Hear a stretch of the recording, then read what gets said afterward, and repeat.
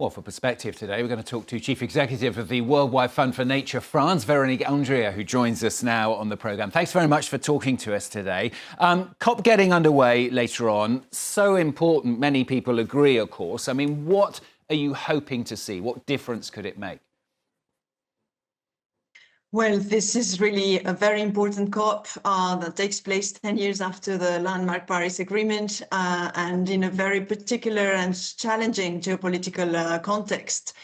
It takes place also symbolically in the Amazon rainforest. It signals really that we need standing tropical forest to deliver on our climate targets. So in terms of expectations, of course, we expect action, we expect implementation, we expect to bridge the implementation gap. There's been so many commitments, words and promises, and now we need to move into action in terms of transitioning away from fossil fuels, in terms of tripling renewable energies and doubling energy efficiency, of course. There's also expectations in terms of financing and delivering affordable and predictable funding for the Global South. As you said, 10 years since the Paris Agreements were signed. We've had a decade, though. It's been the hottest 10 years in human history since those agreements were signed. I mean, have they made any difference at all, the Paris Agreements? Yes, there's been difference. Of course, it might seem insufficient. It is insufficient. The situation is still bad, but still there's been significant improvement. Pre-Paris temperature forecasts were around 3.5 degrees by the end of the century, whereas now, 10 years after the negotiations, it's roughly around 2.5 Celsius degrees. So there's been improvement, but of course we're still very far from the 1.5 Paris Accord goal. Yeah, I mean, we're too off track, aren't we? We're never going to meet that 1.5. Well, definitely, we need not to despair. We need to really double up on ambition. We need to step up, to speed up. Scientists say that possibly there might be an inevitable temporary overshoot above 1.5 degrees. That's true.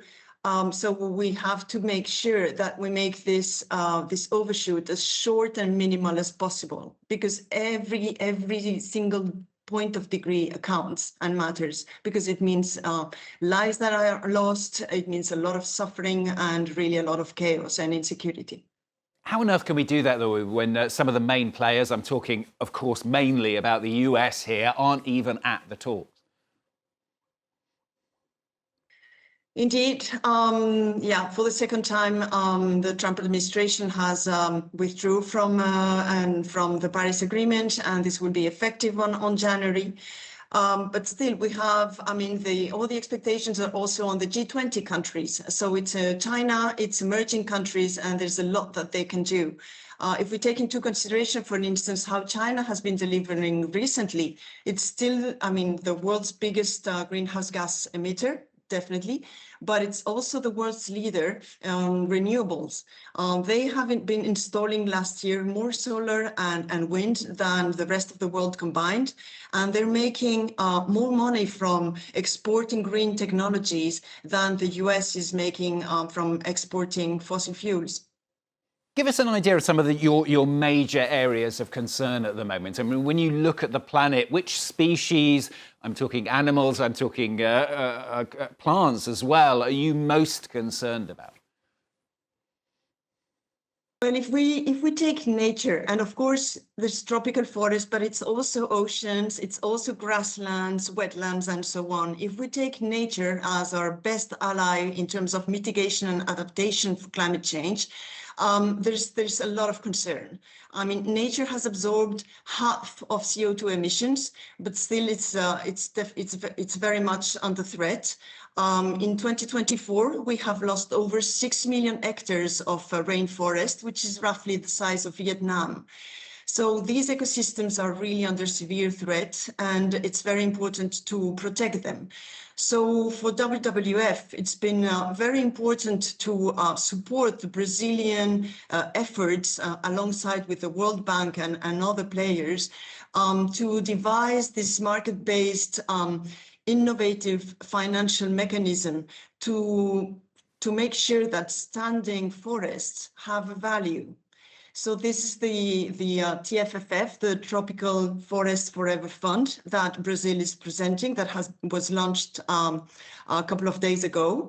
And that is a performance-based payment for standing forests. So those countries who have been delivering, who have been investing in keeping their forest standing, should be rewarded. And so the whole TFFF is about finding an incentive, an actual payment that does not depend on the unpredictability of donors' grants or of the carbon voluntary market, but that is based on investment.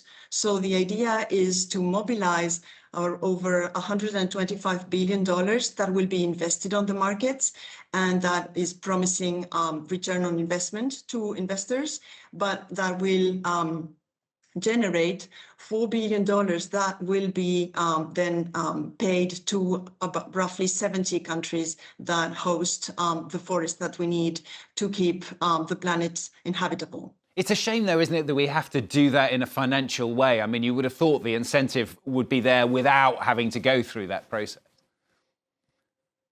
Yes, definitely. But the cost of opportunity for those standing forests is very clear now. And so it's a pragmatic approach when we see that mining, forestry, agribusiness is just wiping out the forests out of the earth. So we've lost so much already. So it's very important that countries really pitch in and really pledge significant amounts so that this market-based innovative financial mechanism can really deliver. Bearing in mind everything that you said over the last few minutes, I mean, how do you stay optimistic? I mean, it must be very difficult in your job when on a daily basis, I imagine you're getting reports and information that tends to be of a negative nature. How do you manage to stay positive and keep fighting the fight, if you like? Well, it's very important that we do not despair. As I said, it's very, very important to see the positive evolutions. Definitely, if I mean, this Belém COP is really an opportunity 10 years after Paris Agreement to really collectively, the Brazilians speak of mutirão, which is the word for joint work and really this effort of stepping up for a collective and united goal. And this it's really so urgent. I mean, it's the business case for climate mitigation and adaptation is there. I mean, for instance, we see very positive signals in terms of renewable energy.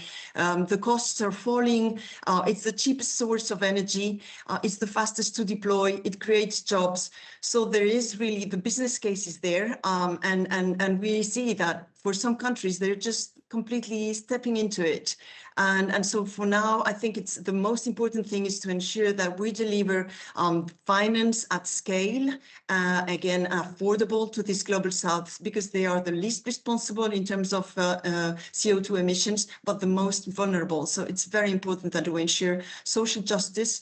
And also, I have to say that this TFFF, for instance, commits to reserve 20% at least for indigenous people and local communities. So this social and just transition is also very, very important. So we keep putting all our efforts and influence behind all the delegations that are attending, and WWF International will be there. Our teams in France from the French Guiana will be attending and will be also informing throughout the couple of weeks ahead. Good to have you with us on the programme today. Thanks very much for joining us. Véronique Andrieux, who's Chief Executive of the Worldwide Fund for Nature France. Thanks very much.